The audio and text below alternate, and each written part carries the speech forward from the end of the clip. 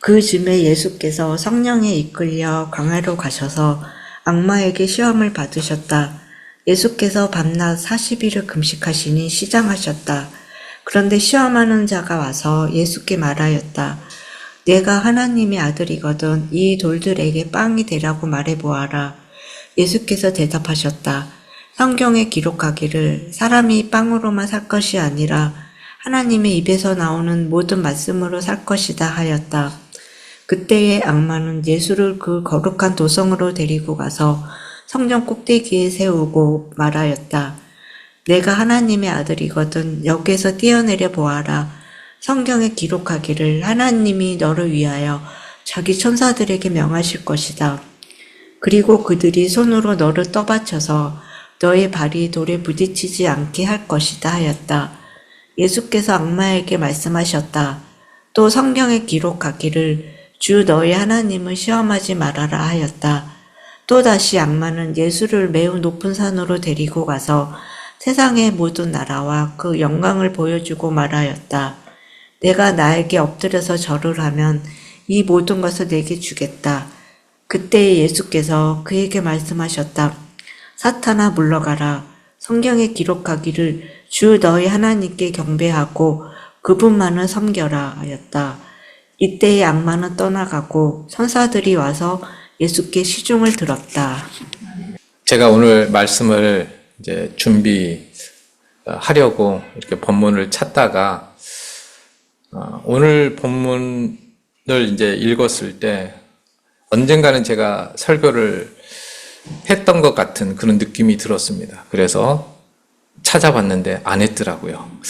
익숙한 본문이고 아마 이 본문과 관련된 이야기를 아마 많이 들었고 또 아마 설교를 많이 들었던 것 같아요. 그런데 제가 설교한 적은 없었습니다. 그래서 다행이다 생각하고 이제 준비를 했습니다. 아마 오늘 본문 내용은 뭐 설교를 들으셨거나 아니면은 직접 성경을 읽으셨거나 보통은 성경 읽기 시작하면 마태복음은 좀 읽으시잖아요. 중간에 포기하더라도. 그러니까 이 말씀은 어쨌든 조금은 익숙한 그런 말씀입니다. 메시아로서 예수님의 공생애는 요단강에서 세례요한에게 물로 세례를 받으시면서 시작이 됩니다. 예수님께서 어디에서 세례를 받으셨는지 정확하게 그 장소는 우리가 알 수가 없는데요. 여리고 맞은편에 있는 요단강 그 여울 인근이라고 학자들은 추측을 하고 있습니다. 예수님께서 세례를 받으시기 전까지 나사렛이라는 동네에서 작은 동네에서 사셨습니다. 그리고 예수님께서 세례를 받으신 곳이 요단강 근처, 그러니까 여리고 맞은편 요단강 근처라면은 세례를 받으시기 위해서 약 한 130km 정도를 이제 오신 것이죠. 예수님께서는 이제 세례를 받으신 다음에 이제 살 곳을 옮기십니다. 이주하십니다.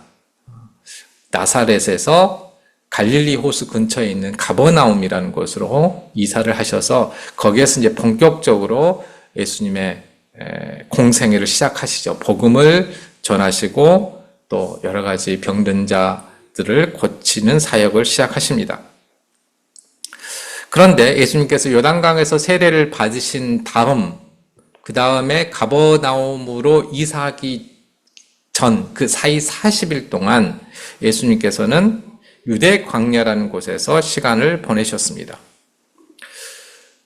앞서 주보에 있는 사진에서 보셨듯이 유대 광야는 사막 식물만 드문드문 자라는 곳으로 굉장히 황량하고 또 동편으로는 가파른 내리막길을 이루고 있습니다. 그러니까 사해 쪽으로는 굉장히 가파른 낭떠러지의 어떠한 모습, 지형을 가지고 있습니다. 아무도 살지 않았고 또 지나가는 사람도 없는 곳입니다. 당시 사람들은 그래서 이곳을 하나님이 버린 곳이라고 생각을 했고 때로는 지하세계나 악령들이 지배하는 그런 지역으로 간주했습니다. 예수님이 복음을 전하시기 전에 세례 요한이 이 광야에서 이스라엘 백성들에게 회개를 위한 세례를 베풀었습니다. 그러니까 성경에 나오는 세례와 지금 우리가 받고 있는 세례가 그 의미가 조금씩 다른데요. 이때 세례 요한이 베풀었던 세례는 회개를 위한, 회개의 어떠한 징표로서 회개를 하도록 하기 위한 그런 세례를 이스라엘 백성들에게 베풀었습니다. 왜냐하면 당시 이스라엘 백성들은 하나님과의 관계에 있어서 멀어져 있었고 진심으로 하나님을 섬기지 않고 있었기 때문에 그게 큰 죄, 그러니까 공동체의 죄였다라고 볼 수 있기 때문입니다. 예수님은 하나님과 늘 함께 계셨기 때문에 사실 이 회개의 세례를 받을 필요가 없으셨습니다. 하지만 왜 이 세례를 받으셨느냐? 예수님께서는 개인의 자격으로 이 세례를 받으신 것이 아니라 이스라엘 백성을 대표하는 사람으로서 이스라엘 백성들의 죄를 해결해야 될 그런 메시아로서 이 회개의 세례를 받으셨습니다. 하나님께서는 예수님께서 이 이스라엘 백성들을 대표해서 공동체의 죄를 회개했을 때 이 모습을 좋아하시면서 이때 예수님을 나의 사랑하는 아들이라고 이렇게 말씀하셨죠. 그리고 이 말씀으로 예수님이 메시아이고 또 메시아의 사명을 감당하실 분이라는 사실이 이제 확증이 되었습니다. 이스라엘 사람들이 이거를 알아차리지 못했을지라도 공식적으로 이제 하나님께서 이 예수님의 어떤 역할과 예수님이 어떤 분이신가를 확인해 주신 것이죠. 이로써 오랫동안 이스라엘 백성들이 마음에 품고 있었던 고대하던 메시아에 대한 소망이 성취되었습니다. 그런데 예수님께서는 세례를 그러니까 하나님의 아들로서 메시아로서 확증된 다음에 바로 복음을 전하시지 않고 그 전에 광야로 떠나셨습니다. 저주받은 땅이라고 말하는 광야로 가셔서 그곳에서 40일을 보내셨습니다. 왜 그러셨을까요? 제가 지난주 수요일에 단톡방에 사순절이 시작되는 제2 수요일이라는 오늘이 그날이다라고 공지를 했었습니다. 사순절은 말 그대로 40일간의 절기입니다. 그리스도의 고난과 죽음을 묵상하고 또 부활주의를 예수 그리스도의 부활을 경건하게 준비하는 그런 기간이죠. 제 수요일이라는 이 명칭은 이 사순절의 절기가 언제나 수요일에 시작이 되고 또 10세기 경부터 죄를 고백하면서 실제로 이 나무를 태운 그 재를 가지고 이마에 십자가 모양으로 이렇게 구워서 죄를 고백하는 전통에서 이 제 수요일이라는 이 용어가 유래가 되었습니다. 이 기간은 예수님의 공생애를 시작하시면서 광야에서 사탄에게 시험을 받으셨던 이 40일간의 기간을 떠오르게 합니다.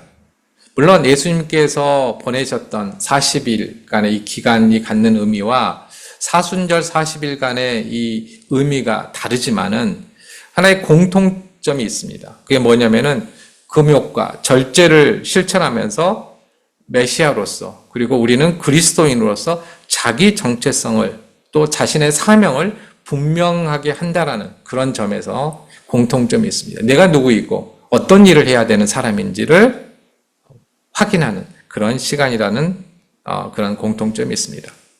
그런데 예수님께서는 왜 메시아로 인정을 받으신 다음에 광야로 가셨을까요? 1절 말씀을 보면 예수님께서는 광야로 갈 계획이 없으셨던 것 같습니다. 왜냐하면 성령께서 예수님을 광야로 이끌고 올라가셨다라고 그렇게 성경은 말하고 있기 때문입니다. 광야는 예수님께서 세례를 받으셨던 요단강보다는 높은 곳에 있었기 때문에 이렇게 표현했습니다. 이끌고 올라가셨다. 그렇게 하신 이유는 사탄에 의해서 시험을 받도록 하기 위해서였습니다. 그러니까 시험을 받다는 말이 유혹하다는 뜻과 테스트한다는 뜻에서 그러니까 부정적인 의미와 긍정적인 의미를 그 단어 자체는 두 가지를 다 가지고 있는데 마태복음에서는 언제나 부정적인 의미로 사용되고 있습니다. 그렇기 때문에 이 시험하다라는 것은 죄를 짓도록 시도하거나 노력한다라는 그런 의미로 사용되고 있다고 볼 수 있습니다. 우리는 이제 이해는 잘 안 되지만 교리상 하나님과 예수님과 성령님이 한 분이시고 그 세 분이 다 같은 뜻으로 활동하고 있다라고 우리는 알고 있습니다. 그런데 이렇게 생각하고 있는 사람이라면 성령께서 사탄이 예수님을 시험하도록 어떠한 여건을 마련했다라는 이 사실은 굉장히 충격적으로 다가올 것입니다. 마치 세 분 사이에 어떠한 갈등과 분열이 있는 것처럼 여겨지기 때문입니다. 그런데 구약 성경을 보면 광야는 어떠한 인물이 새로운 힘과 목적을 지니고 하나님의 일을 하기 위해서 자신의 공동체로 돌아가기 전에 시험과 연단을 받는 장소였습니다. 모세가 그랬고요. 다윗도 그랬고요. 또 세례 요한도 그랬습니다. 모세도 이집트에서 큰 민족을 이룬 이스라엘 민족을 이끌어내는 그런 지도자가 되기 위해서 40년간, 그러니까 지도자가 되기 전에 40년간 광야에서 생활했습니다. 다윗도 이제 왕으로 사무엘에 의해서 임명을 받고 사울 왕을 피해서 광야 생활을 했습니다. 세례 요한도 광야에서 회개를 외쳤죠. 이들 모두 죽음의 땅에서 생명을 얻었고 암담한 곳에서 힘을 얻었고 새로운 사명을 이곳에서 바로 감당할 준비를 했습니다.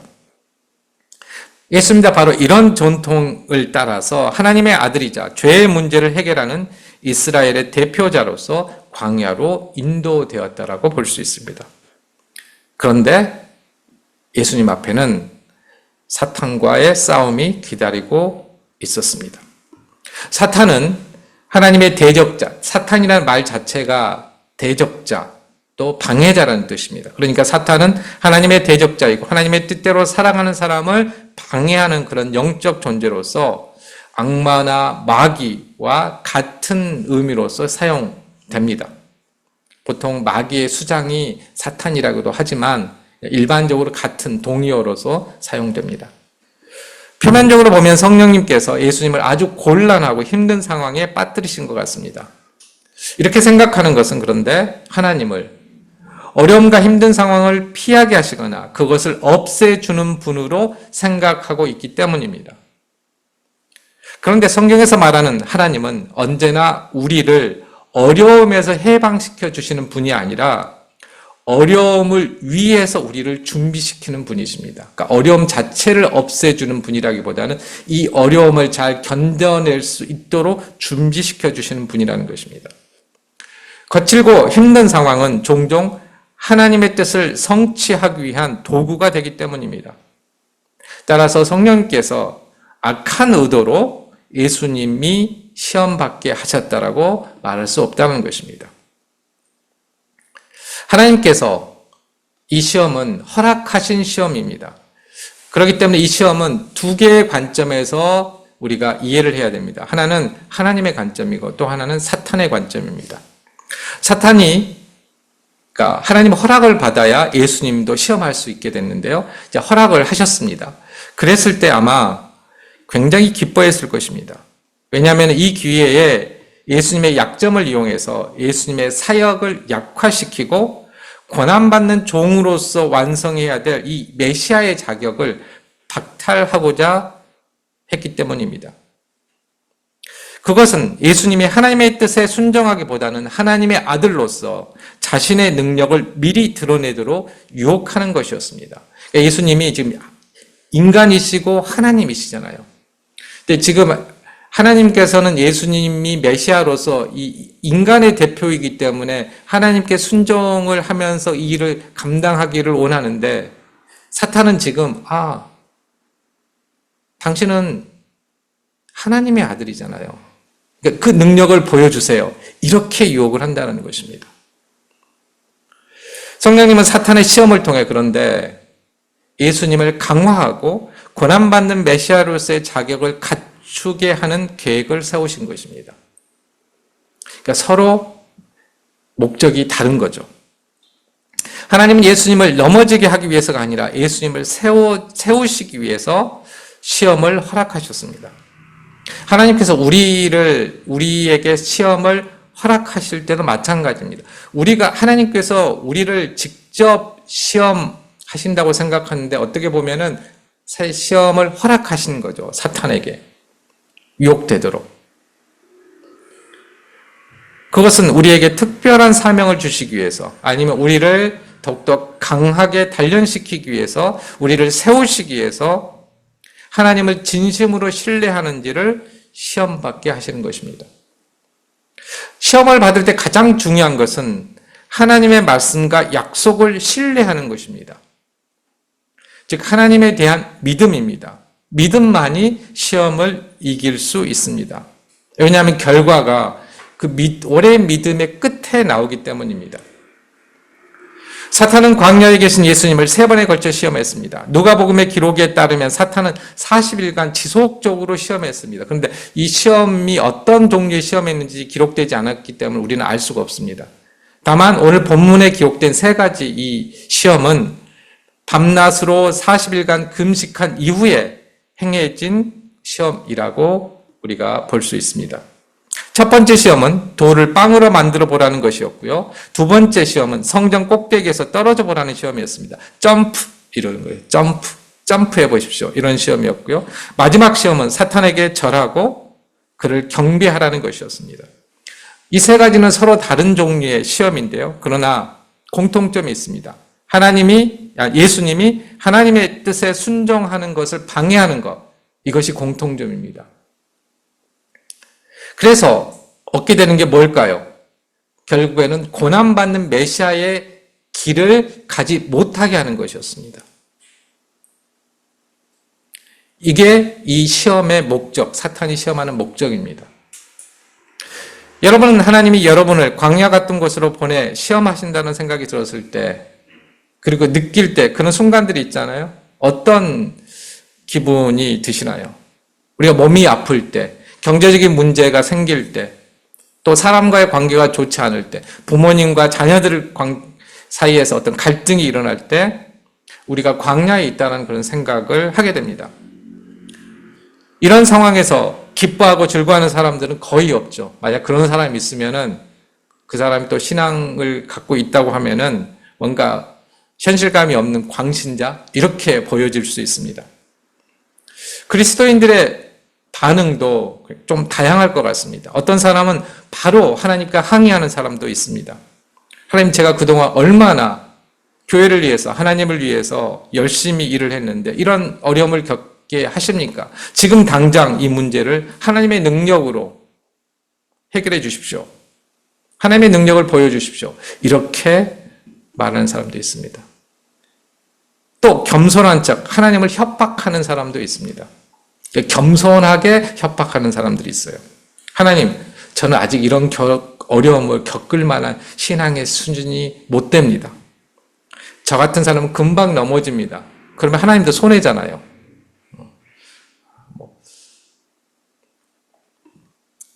하나님을 믿는 지 얼마 되지 않았다면 이러한 태도 어느 정도 이해할 수 있습니다. 하지만 하나님 믿은 지 10년이 됐고 20년이 됐는데도 이런 반응을 보인다면 그 신앙은 전혀 성장하지 않은 것입니다. 여전히 하나님을 온전히 신뢰하지 못하고 있는 것입니다. 사탄은 예수님을 3번 시험하죠. 첫 번째는 먹는 것으로 시험합니다. 예수님은 광야에서 40일 동안 금식하셨는데 이것이 하나님의 뜻이었습니다. 금식한 것. 여기에서 언급된 금식은 살을 빼기 위해서 다이어트 하는 것과는 다릅니다. 하나님과 깊은 교제를 통해서 자신이 감당해야 될 사명을 분명히 하고 그 사명을 감당할 힘을 얻기 위한 것이었습니다. 예수님께서 고난을 받는 메시아로서 사명을 감당하기 위해서 하나님과 깊은 만남을 가지고 계셨을 때 이 광야에서 그때 사탄은 예수님께 가까이 다가옵니다. 그리고 만약 내가 하나님의 아들이면 이 돌들에게 빵이 되라고 말해보아라 라고 유혹을 하죠. 여기에서 중요한 것은 사탄은 예수님이 하나님의 아들이라는 사실을 부정하지 않습니다. 그는 예수님이 하나님의 아들인데 어떤 아들이 될 것인지의 문제로 유혹을 합니다. 당신이 하나님의 아들이긴 한데, 그런데 어떤 아들이 되려고 하십니까? 순종하는 아들? 아니면 당신의 능력을 스스로 보이는 아들? 40일간의 금식은 하나님의 뜻에 순종하는 훈련이었습니다. 예수님은 40일간 금식하셔서 육체적으로 배가 고팠지만 사는 데 필요한 모든 양식을 영적으로 잘 공급받았습니다. 그래서 예수님이 죽지도 쓰러지지도 않았습니다. 이때 사탄은 육체적으로 배고픔을 느끼는 예수님께 하나님의 뜻에 순종해서 계속 금식하기보다는 자기의 말에 따라서 이 배고픔을 해결해 보라고 유혹합니다. 당신에게 능력이 있습니다. 이렇게 배고픈 상태로 있을 필요가 없습니다. 능력을 보여주세요. 이렇게 유혹을 하죠. 세상을 구원할 인간으로서 하나님께 순종하기보다는 하나님의 아들이라는 이 권력, 능력을 사용해서 지금 내게 필요한 것들을 채우라고 말하고 있는 것입니다. 이 시험에 대해서 예수님께서는 신명기 8장 3절 말씀을 통해서 반박하십니다. 사람이 빵으로만 살 것이 아니라 하나님의 입에서 나오는 모든 말씀으로 살 것이다. 여기에서 이 빵은 이스라엘 백성들이 광야에서 먹었던 만나를 생각나게 합니다. 그들은 광야에서 예수님께 빵을 요구했죠. 그런데 이 빵을 먹고 모두 죽었습니다. 하지만 예수님은 빵을 거부하고 하나님의 말씀에 순종하심으로써 사셨습니다. 신앙의 역설입니다. 예수님께서 첫 번째 시험을 이기신 것은 이스라엘 백성들이 광야에서 실패했던 시험을 그들의 대표자로서 다시 싸워서 이기셨다는 것을 의미합니다. 이로써 예수님은 메시아다라는 이 자격이 확실하게 다시 입증된 것이죠. 사탄은 이제 첫 번째 시험에서 실패하자 두 번째 시험을 위해서 예수님을 거룩한 도시, 즉 예루살렘에 있는 성전 꼭대기로 데려갑니다. 실제로 데려갔는지 환상 중에 데려갔는지 말은 많지만 그건 중요하지 않습니다. 둘 다 가능한 일이니까요. 이 꼭대기가 정확히 어디인지 나와 있지 않지만 학자들은 안식일과 절기 때 그 이제 기도 시간 이런 것 나팔을 불어서 알리는 곳이 있습니다. 그것이 성전이 있으면은 예루살렘 성전 남동쪽 모퉁인데요. 아마 여기로 데려갔을 거라고 생각을 합니다. 여기에서 이렇게 기드론 골짜기라는 곳이 다 내려다 보이기 때문입니다. 사탄은 이곳에서 만약 내가 하나님의 아들이면 여기에서 뛰어내려 보아라, 점프해 보아라 이렇게 말을 합니다. 그리고 이 두 번째 시험에서는 사탄은 시편 91편 11절, 12절 말씀을 인용합니다. 사탄도 성경을 잘 알고 있다는 것이죠.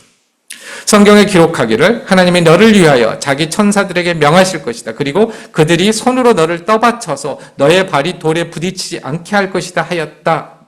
이 말씀을 인용합니다. 사탄은 하나님의 적대자, 대적자, 방해꾼이기 때문에 하나님과 하나님에 대해서 아주 잘 알고 있습니다. 그러니까 이단들도 성경 말씀을 가지고 유혹을 한다는 점에서 사탄의 제자들이라고 말을 할 수 있습니다. 이 두 번째 시험의 목적은 하나님의 약속을 신뢰하는 대신 하나님께서 실제로 약속을 이행하시는지 여부를 확인해 보도록 하는 것입니다. 하나님께서 약속을 하셨는데 진짜 그러실까? 기다리지 말고 당장 확인해봐. 이런 유혹입니다. 예수님은 하나님의 아들로서 위험에서 벗어나서 안전한 곳으로 가라는 시험을 받았습니다. 즉 하나님의 뜻에 순종하며 하나님께서 안전하게 보호해 주시기를 기다리기보다는 하나님께서 정말로 자신을 지켜주시는지 시험해 보라는 유혹을 받은 것입니다. 이것은 하나님의 도움을 강요하는 것입니다. 하나님의 능력을 강제하는 것이죠. 하나님 이 문제 해결해 주지 않으면 교회 안 다닐 것입니다. 이런 거 위협하는 것입니다. 첫 번째 시험이 하나님을 신뢰하지 말라는 것이었으면 이 두 번째 시험은 잘못된 신뢰에 따라서 주제넘게 행동하는 것입니다. 이런 행동은 내가 하나님을 믿기 때문에 하나님께서 나를 구원해 주실 줄로 확실히 믿고 수용을 못하는데 바다 한가운데 뛰어드는 것과 똑같습니다. 그렇게 하면 어떻게 될까요? 하나님이 구해 주실까요? 아니에요. 죽죠. 이는 하나님을 믿는 것이 아니라 하나님에 대한 믿음이 강한 것이 아니라 주제넘게 하나님의 능력을 시험하는 것입니다. 이 시험에 대해 예수님은 사탄이 성경에 기록된 하나님의 말씀을 인용했지만 그 말씀이 다른 하나님의 말씀과 모순된다는 점을 지적합니다. 신명기 6장 16절에서 주 너의 하나님을 시험하지 말라라고 말씀하셨기 때문입니다. 예수님은 하나님의 말씀으로 교묘하게 시험하는 유혹하는 사탄을 다시 하나님의 말씀으로 물리치십니다. 마지막으로 사탄은 예수님을 매우 높은 산에서 세상의 모든 나라와 그 영광을 보여줍니다. 예수님께서 세상의 아름다움을 오감으로 느끼도록 해줍니다. 그러나 인간의 죄로 인해서 나타난 세상의 부정적인 면, 악한 면을 보여주지 않습니다. 좋은 것만 보여주죠. 그러면서 세 번째 시험을 합니다. 만약 내가 나에게 엎드려서 절을 하면 이 모든 것을 내게 주겠다. 이 세 번째 유혹의 목적은 십계명 중에 첫 번째 계명을 어기게 하는 것입니다. 하나님이 아닌 다른 사람을 섬기도록 숭배하도록 하는 것이었습니다. 예수님은 하나님께 순종해서 고난받는 종으로서 메시아의 사명을 감당하셔야 했습니다. 그런데 사탄은 인간의 죄를 없애는 고통받는 고난받는 종으로서 십자가에 달려 죽어야 하는 이 하나님의 뜻을 따르지 말라고 유혹합니다. 하나님께 순종하지 않고 자신에게 순종하면 바로 메시아의 능력을 발휘해서 고난 없이 영광을 누릴 수 있다라고 말합니다. 이때 예수님은 사탄에게 순종해서 십자가 없이 영광에 이를 것인지 아니면 하나님께 순종해서 하나님께서 그를 영광스럽게 하실 때까지 기다려야 할지 이 선택을 해야 했습니다. 만약 예수님이 하나님 대신 사탄을 숭배하는 이 선택을 한다면 사탄은 엄청난 승리를 얻게 됩니다. 왜냐하면 그동안 하나님만이 예배의 대상이었습니다. 독점적인 대상이었는데 예수님이 이제 사탄을 섬기게 되면 이 독점적 권리가 사라지기 때문입니다. 자신도 이제 숭배의 대상이 되는 것입니다. 그러나 예수님은 사탄아 물러가라라고 하시면서 주 너의 하나님께 경배하고 그분만을 섬겨라고 말씀하십니다. 결국 사탄은 예수님을 유혹하는 데 실패하고 떠나게 되죠. 그러자 그때 천사들이 와서 예수님을 시중들기 시작했고 이 지속적으로 그 기간이 얼마인지는 알 수는 없지만 지속적으로 돌봤습니다. 천사들은 예수님의 배고픔을 채워 주었을 것이고 예수님의 승리를 함께 기뻐했을 것입니다. 예수님은 하나님께 끝까지 순종하셨습니다. 그 결과 하나님께서는 사탄이 당장 주겠다고 유혹했던 모든 것을 주셨습니다. 배고픔도 해결해 주셨고요. 안전하게 지켜주셨고 세상을 다스리는 권세도 주셨습니다. 사탄은 예수님을 유혹했듯이 오늘날 우리에게도 하나님의 약속을 믿고 순종하면 주시겠다고 말씀하신 것을 하나님을 떠나면 당장 얻을 수 있다라고 유혹을 합니다.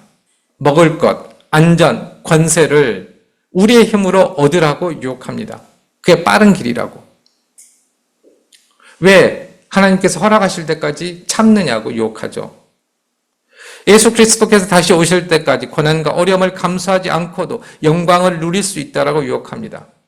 그러나 성경은 결론에 대해서 분명하게 말합니다. 자신의 힘으로 얻으려는, 하나님을 떠나서 자신의 힘으로 얻으려는 사람은 결국에는 그 모든 것을 잃게 됩니다. 사랑하는 성도 여러분, 시험은 위기와 기회의 두 가지 측면을 모두 가지고 있습니다. 시험을 통해 우리의 정체성과 신앙이 확고해질 수도 있고 하나님에 대한 신뢰가 흔들리는 신앙의 위기를 맞이할 수도 있습니다. 사탄은 하나님이 안 계신다고 우리를 유혹하지 않습니다. 하나님께 순종하지 않으면 우리가 필요로 하는 먹을 것과 안전과 권세를 더 빨리 얻을 수 있다고 말합니다. 그리고 그것도 고난과 어려움이 없이 얻을 수 있다고 말합니다. 그러나 죽음이 없이 부활 없듯이 고난이 없이는 영광에 이를 수도 없습니다. 사순절이 시작되는 기간입니다. 우리가 부활의 영광을 누릴 수 있도록 고난받으시고 십자가에 달려 죽으셨던 예수님의 순종을 깊이 묵상하는 기간이 되기를 원합니다. 또한 우리가 개인적으로 또한 교회적으로 겪는 고난과 어려움이 우리에게 주어질 사명을 감당하기 위해서 훈련받는 기회가 되기를 원합니다. 예수님처럼 사탄의 시험을 하나님의 일을 준비하는 기회로 만드시는 우리 성도님들과 오거리 교회 되기를 주님의 이름으로 축복합니다. 아멘. 기도하겠습니다.